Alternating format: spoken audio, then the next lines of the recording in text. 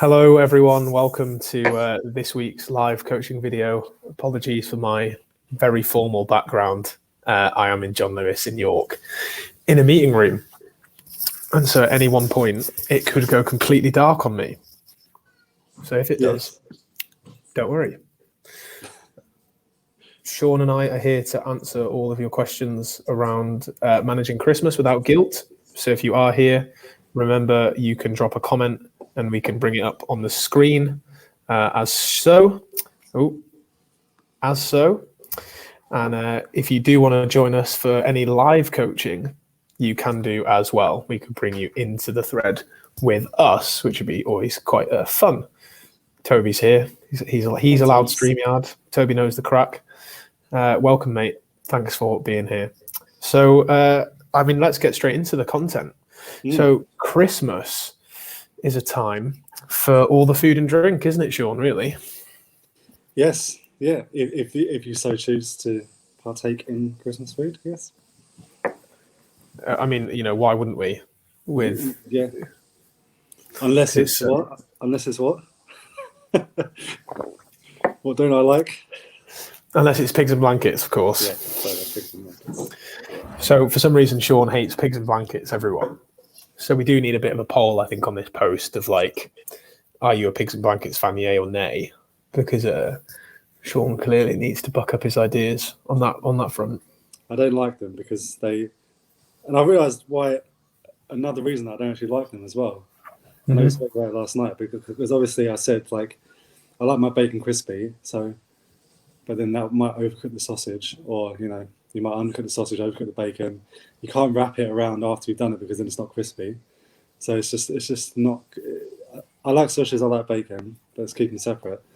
But also, it's a bit of a minging thing, isn't it? It's a sausage. It's a pig wrapped in a blanket of its own skin. Yeah, which is a bit weird. I think that's where it gets its name from, isn't it? Yeah, it's a pig wrapped in itself. It's a bit odd. Yeah, it is when you put it that way. Yeah, I don't know. It's just my view. I like sausages. I like bacon. Just don't like pigs and blankets. I mean, it's not as odd as it's not as odd as haggis or no. I mean, I don't like haggis either. Or black pudding, for that matter. True. I feel like I'm just going to keep this door open, and then the people that walk by the corridor, they'll keep it warm. But yeah, so I mean, Christmas is a time where there's a lot of food and drink. I think the best thing, really, when it comes to managing guilt, is this idea of giving ourselves unconditional permission to eat. Right? This idea of we don't want to view foods as good or bad. We want to be having a balanced approach over foods and thinking, well, there's no need for me to feel any emotion over having a food. I don't need to feel good for having a salad or some chicken breast and veggies, but I don't need to feel bad either for indulging in a few Cadbury's Heroes here or there. Yeah, it's just an odd thing, isn't it? When you really delve into thinking about it, if you have a chicken salad, you don't go, "Yay, I'm amazing." Do you know what I mean? You just eat it and that's it. But then if you eat I don't know what you consider bad, a cake, you go, "Oh, I can't believe I ate that. Why did I do that? Oh, I'm such an idiot. Oh, I'm going to ruin my progress now." It's just weird, right? It's it's something that we've been conditioned to over a long period of time with messages that we've received from wherever, and then also stuff that we've thought about ourselves. And if we can just get out of that good or bad mindset and instead switch it to the spectrum way of thinking, which is on this side you have on this side at the top you have healthy foods, so low calorie, highly nutrient dense foods, and then on the other side of the spectrum you have high calorie, lower nutrient dense foods, and stay on this side of the spectrum as much as you can in terms of the highly nutritious side of things, but still have a balance of foods across that spectrum, then that might sound a lot more boring than thinking this is good or bad, but it'll actually help you a lot more when you're thinking about what to eat and when to eat and all that kind of stuff. Yeah, 100%. I think it's not wrong if you currently feel like you have emotions around food, or sorry, it's not weird, because it's like I've been in that world for years, Yeah, you know, conditioned. and as you said, it's conditioned in from our society, isn't it? Of like, Yeah, we grow up being told that these foods are good or bad. Like yeah, I was talking to my mother, my mother-in-law the other day about it, and like the generation before in wartime, they just ate the food that they were given. There wasn't the ability really to overeat. There was never sort of the theme of too much. There wasn't really such a thing as diets. They just ate what they ate and got on with their life, and there was no like, oh, you shouldn't be eating that, you shouldn't be eating that type thing. They just did what they did, and culture-wise will dictate the food.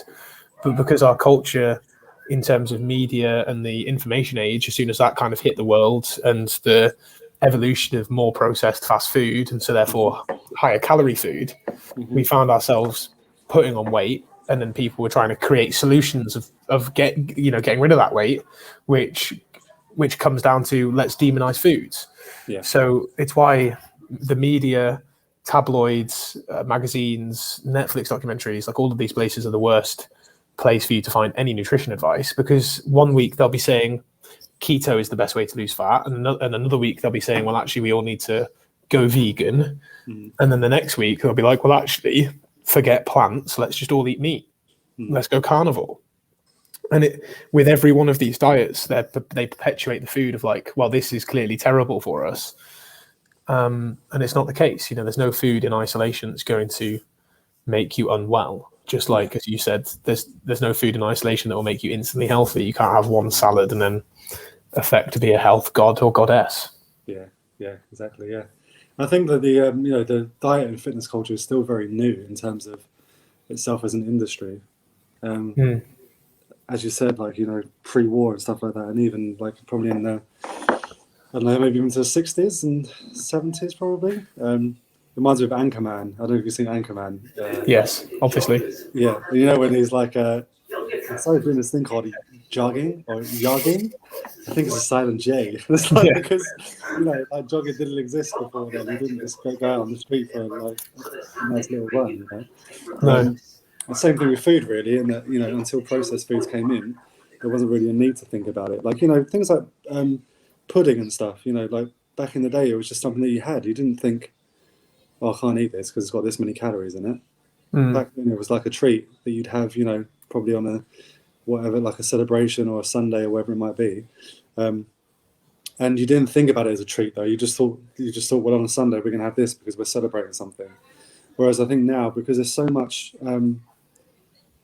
food availability and there's so much processed food availability, that people find it really hard to differentiate between everyday eating and overindulging in stuff like cakes and chocolates and biscuits and things like that, and even Christmas, you would have kind of been okay with overindulging a bit at Christmas because you wouldn't be doing it throughout the whole year. Yeah, I think that's where things come down to, like, that's why Christmas is now demonized, whereas it really doesn't need to be demonized. So it's hard, it's difficult, and it's all about that kind of culture side of things, and learning that things are different now, and we have to still think about eating healthy foods on the spectrum more than we do think about eating the less healthy foods, but they still have their place. Yeah, exactly. I think that's the case, is that when you give yourself unconditional permission to eat foods that are higher calorie, you're not then saying, well, I'm going to have them all the time or like every meal or whatever. But I'm also not against having small amounts of foods on a daily basis or a semi-regular basis, depending on the quantity of that. Like if you are trying to lose body fat, then it might be quite hard to fit a Christmas pudding a day, in your calorie intake, or like a slice of cake, while still then making room for more nutritious foods. That might be quite hard, but having like a bit of Advent chocolate or a biscuit every day isn't going to be difficult for most people. Because if you do think about the 80-20 rule, if you were to think about that literally in terms of meals or even calories, if we talked about it in meals and the average person had 3 meals a day for a week, and you got 21 meals, you're looking at like 4 to 5 meals to make that 20% out of that. And then if you thought about it in calories, let's say you were trying to hit 2,000 for sake of easy maths, you got 400 calories there, where you could have like a bit of chocolate bar or whatever. I think a small brownie or cookie would fit into that. Yeah. And it's just about then enjoying those things as mindfully as possible. I know that mindfulness is like the word that you and I bang on about the most, but I think as a habit, mindfulness just has so many amazing implications for people's daily lives, especially in a world we live in now where we're literally pulled from pillar to post in terms of our responsibilities. Yeah. You know, we've got work, we've got kids, we've got animals, we've got social activities, we've got extracurricular activities, we've got, you know, because of the online information age, we've now got a huge pull towards personal development. So now you get personal development perfectionists who are always trying to push the envelope of their ability, which is, you know, fine.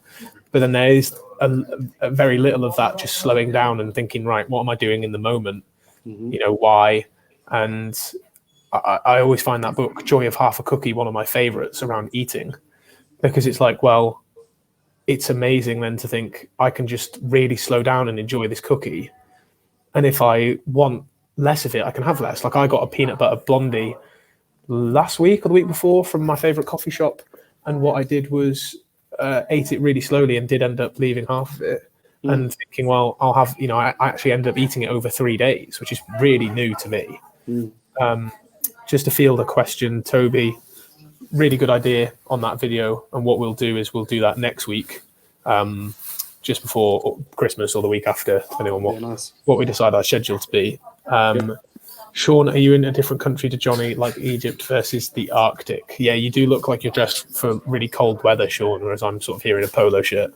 We've got builders in at the moment, so like the doors and windows are all open, so our house is freezing. That makes sense. Yeah.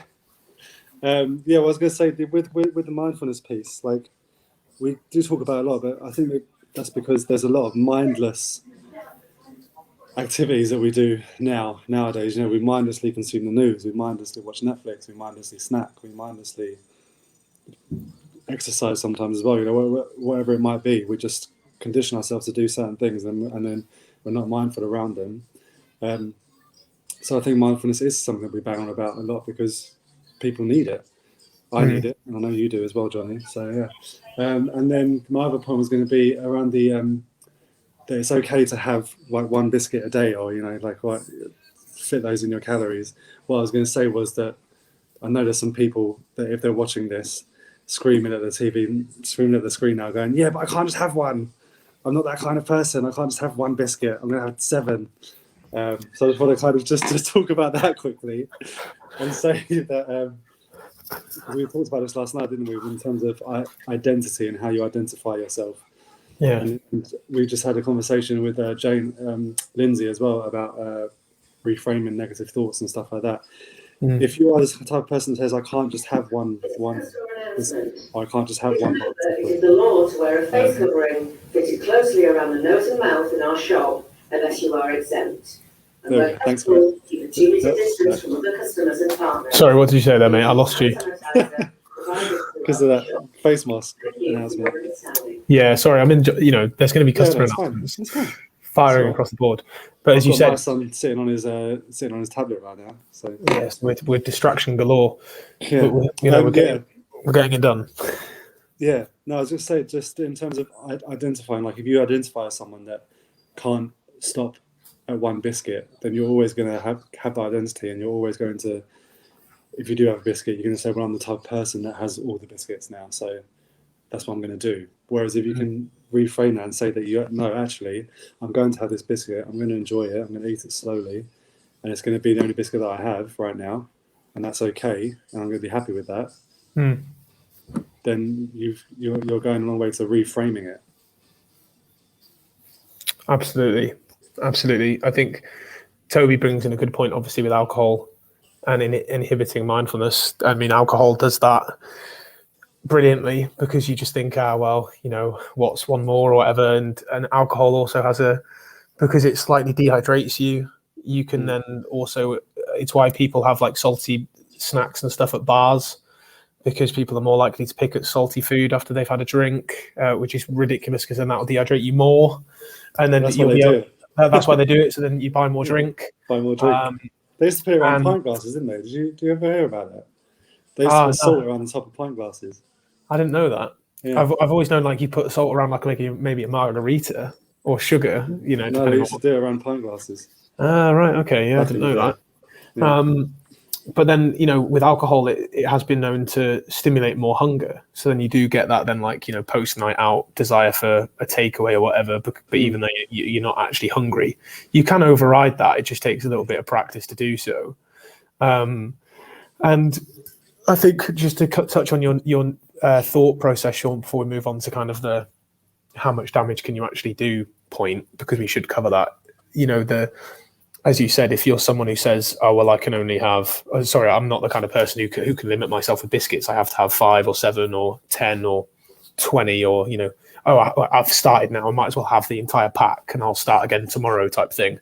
It's like there's two things there. Is one, as you said, you can change who you are around food, and you need to actively change the words you say to yourself, as opposed to saying, "Oh, I'm not that type of person." You need to say, I'm trying to be more mindful about my food intake. I'm working on my moderation. I'm working on that ability to like close the packet and go back. And one of my clients and I have been working on that exact thing of saying, okay, when you start a snack, I want you to actively stop halfway through and put it away for later and see how you feel, even if you still want more or whatever, just as a practice. And she's like, she noticed as well that her partner is automatically really mindful around food. Like, he won't have a dessert or a snack or whatever if he doesn't fancy it, whereas she's always a bit like, I've just always had them anyway. So she's kind of then using him as an example and being like, oh, okay, that's really interesting. So it's good that she's now aware that those things happen. So that's cool. As soon as you start telling yourself those patterns, you're great. And we'll cover Toby's question before moving on. Why advent calendars work? Well, you're only allowed one and not allowed to open the other doors. Much harder with a large packet of biscuits. True, but of course you could open more doors because you're not going to go to prison. I remember I did that a lot when I was younger, was having like my advent calendar in a go or whatever, and just then you're upset because you haven't got any more. So it is the perfect idea of a mindful moment. The small 20-calorie piece of chocolate that's in your advent calendar. But with the biscuits, Toby, is like one of the things, people don't tend to have biscuit tins anymore. But biscuit tins are actually a good idea. You can put the packets into a biscuit tin with the lid on it, and then just put your hand in and take 2, and then put the lid back on. Like, you're much less likely to eat it than if the packet of biscuits is there open in front of you. Because that's so easily done. If it's just there in front of you, it could go to prison. He's just said Swiss laws are weird. But you make a great point there, Shaun, because as you said, if you have something directly in front of you, then you're more likely to think about it and eat it. Yeah. That's where like the whole if you eliminate these foods from your house, then it's out of sight, out of mind, and you have to work harder to get them. And there is a case for that in terms of habit building, I guess, and environment prepping, especially when you're new to this. But I always think if you ban yourself these foods, you're going to want them more. And you will go out of your way to go and get them, and you'll then get even more because you're in this thing of like, oh, I shouldn't be doing this, so I might as well maximize my moment and eat, as much as a small village could have. So you do putting things into other containers with lids, putting them out, taking 1 or 2 and then putting the rest away in a cupboard out of sight is a great way of still having them in the house, but they're out of, they're not directly in front of you. Like you mentioned, Shaun, about the roses. Don't have the roses just sit there in front of you during the day. Take a small handful, put the lid back on, put it away, and be like, right, well, this is the chocolate that I'm going to enjoy mindfully in this moment with my family. On Christmas Day. Yeah, rather than having it out on the table, which is what a lot of people do, I think. Yeah, exactly. Exactly that. I mean, even like with the biscuits in, like sometimes I forget there's biscuits in there. If I put them in the tin, I literally forget they're there sometimes, and I'm like, oh, I think we've got some biscuits in the biscuit tin. Yeah. And then I can go to, do you know what I mean? Like, it's literally, I don't know if it's a trick of the mind or whatever it is, but if they're there out on the side, I'm going to just keep picking at them. Every time I go into the kitchen, I'll just have one biscuit. I'm having a cup of tea now, I'll just have another biscuit. And because they're right there. But if you put them in the tin, like if I put them in the tin, I forget they're there half the time. Yeah. And I think that's a great point as well in terms of mindfulness in your day-to-day practice is perfect for moments like that, because I think that's what a lot of people struggle with when they're not tracking, is this idea of I've forgotten of how many I've had. Like, how the hell am I supposed to know how many biscuits I've had? Before you know, you've had 7 biscuits, which is like 700 calories. Yeah, because you're like, oh, every time I go to the kitchen, I'll just have one. Oh, I'll just have one with my cup of tea. Like, as you said, it does add up. So we do need to have that mind switched on. So panic eating when you travel with work and you don't know when your next meal is. Facebook user, this is a great question. I did a post yesterday on my Instagram feed about like, when you're out of your routine, you can still stay on track with food. And it's a thought process of, because you haven't planned your food, or because it's not normal, people then think that they're automatically, it's going to be shit hits the pan, or whatever the expression is. They just think it's going to go to pot. Shit hits the fan, not pan. That's how tired I am. And the thing is that there's always going to be options for you, no matter where you are. Like if you are traveling and you need to eat, that's the first question to ask, is if you do actually need to eat, or if you can wait, because being a bit hungry here and there can be managed. But if you're the type of person who will get too hungry and then binge, then it's acceptable to think, right, I need to get something to eat. Just think about what food you've already had, what food you're going to have that day, or potentially have, what food fits your goals. And then aim to eat it as mindfully as possible. Like even if the only thing you can get is a sausage roll, and that's going to stop you from then binging on like biscuits and other high calorie foods later on, then, have it, enjoy it, have it mindfully. And then the next decision that comes your way can be managed. But I think if I'm not sure when my next meal is going to be, in the past, I would let that panic me. And then that would maybe make me make worse decisions. Instead, you just need to think, it doesn't matter when my next meal is, because depending on where I am, I'll look for protein, I'll look for maybe some fruit or some fibrous food or something like that. And I'll make a decision that in the moment is the right one, rather than letting myself panic and then making a rush decision that I'm not too happy about. Yeah, that's what I was going to say with the way the world is going at the moment. Like even if you go to a petrol station now, you can get healthy options at petrol stations. They have like little packets of fruit, or they have fresh fruit there. They have sandwiches, and like sandwiches get a bad rep, but a chicken salad sandwich is good food as far as I'm concerned. It's bread and chicken and salad, right? So yeah, hey ho.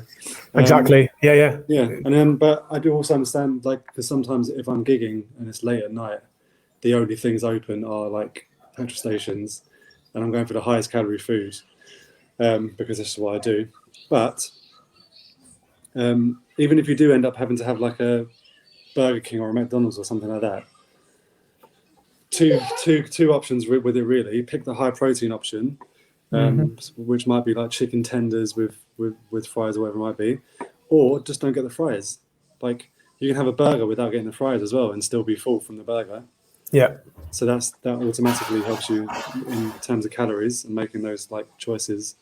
And then even like stuff like McDonald's, they have salads. They do have salads now and things like that. So I think when you travel with work and you panic eat, it's more that you panic, so you go for the highest calorie option, which might be like a meal deal of like a sandwich crisp, a big bag of crisps, then like a Coke or whatever. But you can still make healthy choices on the go. It's mindset as well, because it's that thought of like, I can't make a healthy choice, so therefore I might as well have like a large Big Mac and fries. Yeah, you don't have to. When I last had McDonald's, I was on the go and I just grabbed like a chicken legend with barbecue sauce and a bag of fruits and a Diet Coke, and it's like 400 calories or something. Yeah. So the calories are available at every fast food stall, M&S, everything. Yeah. Facebook user also says, you open a pack of biscuits, you've got to finish it because they go soggy the next day. I don't know why your biscuits are getting wet.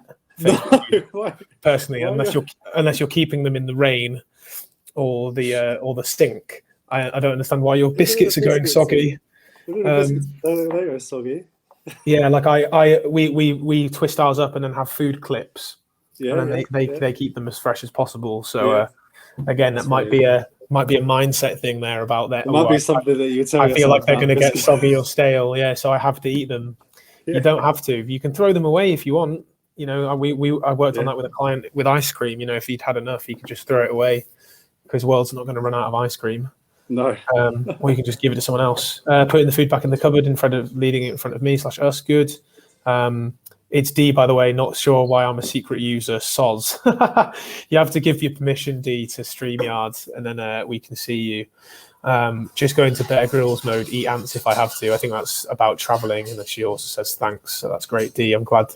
Australia's humid, so that's why they're getting soggy. That's why they get soggy. That does make sense. Tim Well, Tams, that's the answer. Keep them in an airtight container, right? They surely wouldn't get soggy in an airtight container.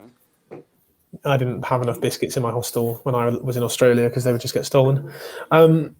Boots meal deals at Epic. When I was in the UK last month, I got a big pouch of fruit as my main protein bar and a protein shake, then saved the bar with a shake for a snack later on.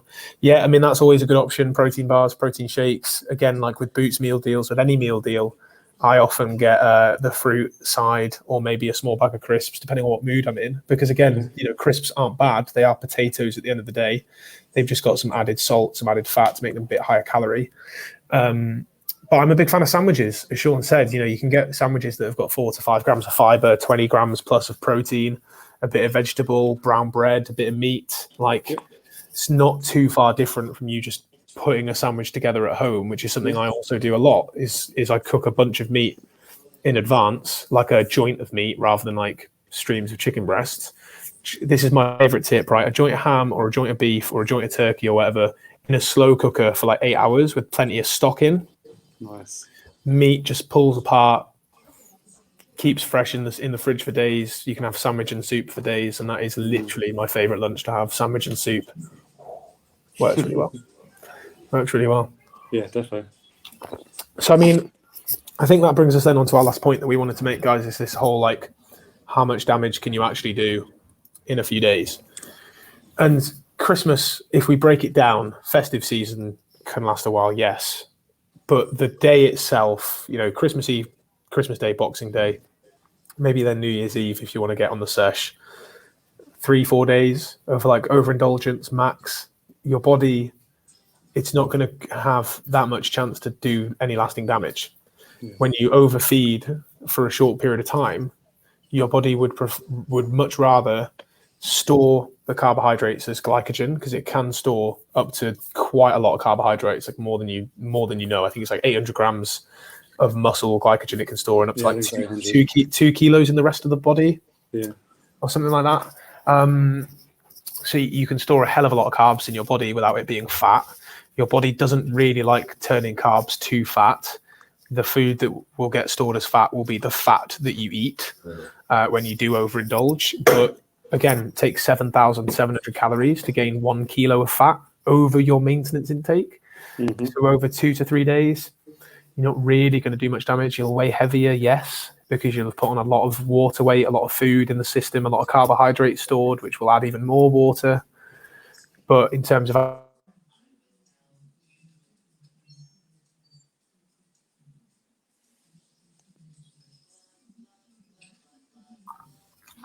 and we are back. I lost you.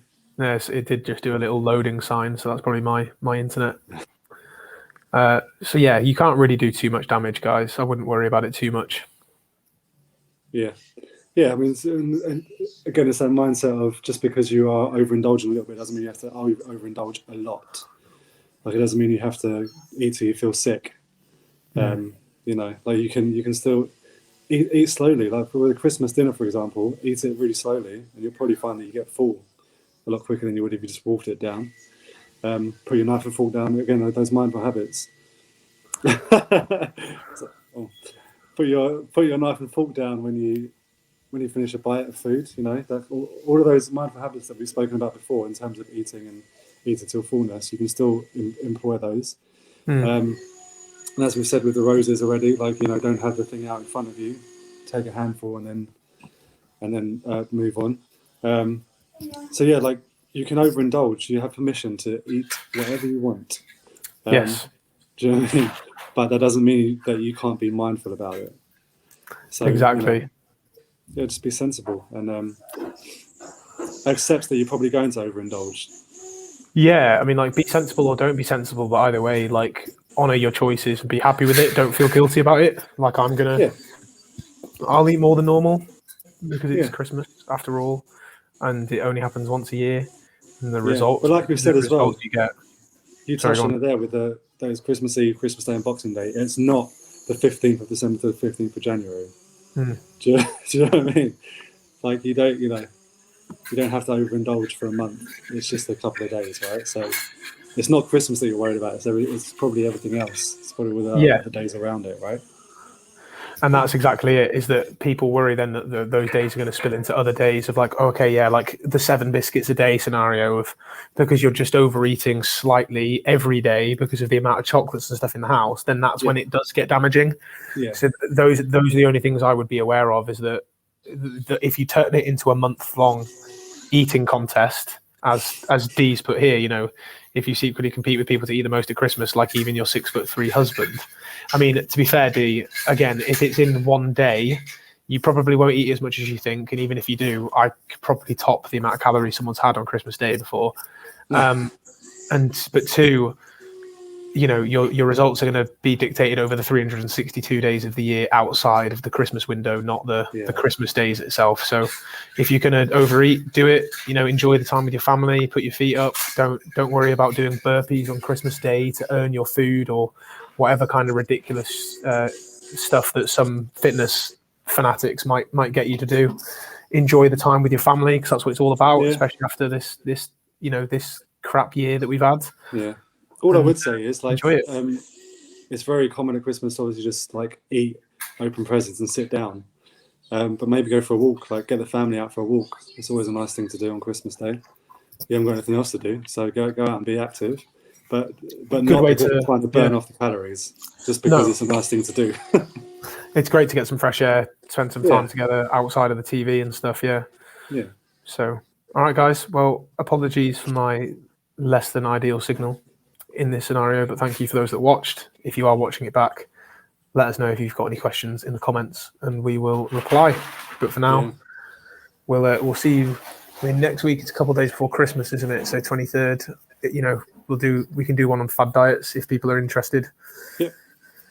We'll see you there. We can talk about this again if people need us to. If people still need more questions, we can talk about this again. So we'll get your poll on it. But have a great day, everyone.